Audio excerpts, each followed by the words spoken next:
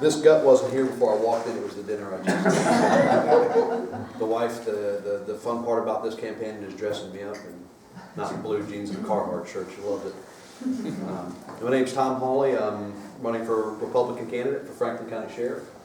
My little history of resume for me would be I'm a 5-year veteran of the U.S. Army. My father was a 10th Group Special Forces Green Beret during Vietnam. 2 of 3 of his sons joined the Army, and the other one got a college education, is doing pretty well. So, after I left the Army, I got hired by John Baker in Wake County in 1999. Baker was a long-term 24-year sheriff and did a lot of good for the county. After Pleasance, you know, Cary Parkway was a dirt road back when Pleasance was sheriff, and John came in and really gave him good equipment and got the department up to speed and stuff like that. And then Donnie Harrison came in and beat John, and Donnie promised the citizens a SWAT team and a canine unit, and Donnie gave me actually gave me the second dog, because the interview, the guy that was in front of me was Spanish, and I heard a rumor that he was going to give the first dope dog to a Spanish-speaking officer.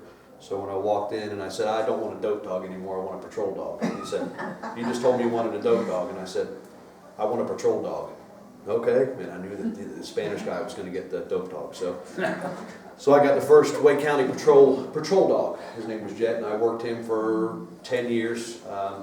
We ended up having 13 handling teams. So when we got to about 6 or 7, Donnie promoted me to sergeant to expand that unit, train that unit, keep all the training up. We went down to Scotland Neck once or twice a week to get the training up.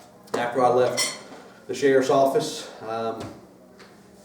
there's been some people ask why I left. I just left to go to Afghanistan. I went to Afghanistan and brought my military experience and my police experience over there, and tried to help the boys train up the local forces so we can have some kind of stable pool out there. And that's probably the hardest job I've ever done in my life. There's just no way to explain trying to train people that have lived that way for thousands of years and don't want to train. But we did our best. After the first year being over there, I was promoted to regional supervisor, and I was in charge of everybody in our company north of Kabul.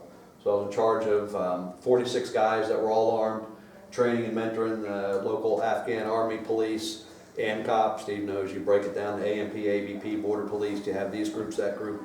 And I just, mainly my last 2 years, I was kind of an admin guy. I got out of base to jump on helicopters and go visit my 3 guys on a small base here, and then jumped on another helicopter to go here to visit the other 5 guys to see how they were doing, how their training was going on. The first year was under DOS, and the second year was under, second and third years were under Department of Defense. The contract had changed. But I did end up signing about $14.2 million back over to them before I left. And I remember that when I was signing the stuff over, one of the girls said that I was missing a Codan antenna. And that's a, I don't know, $20,000, $30,000 system. And I said, you got your $14 million back. I didn't steal your antenna. You know? So we got that worked out, and I got my final paycheck, and I left.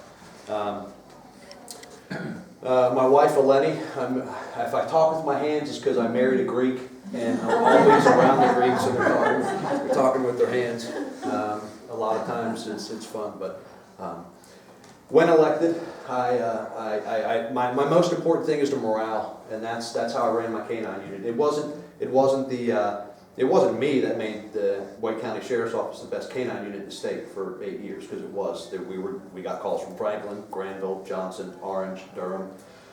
When you start catching people and finding dope and you're doing good things, Raleigh had 16 dogs, and when you show up on their crime scene, their canine officer sitting in their car waiting for you to show up, it's kind of embarrassing for them. It makes you feel proud that your unit's so good that they're calling you into the city to figure things out.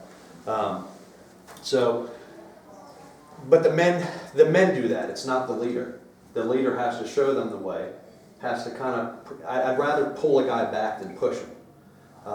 We used to do our quarterly stats at the end of the year. The sheriff was that canine unit was his baby.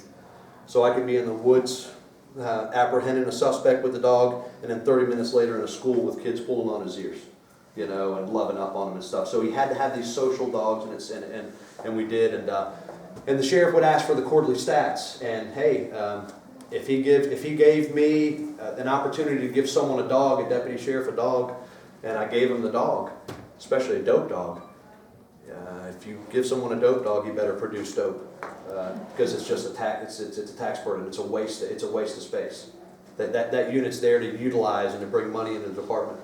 And if one of my guys was turning in quarterly, yearly stats that were way down here and everyone was up there, he left the unit.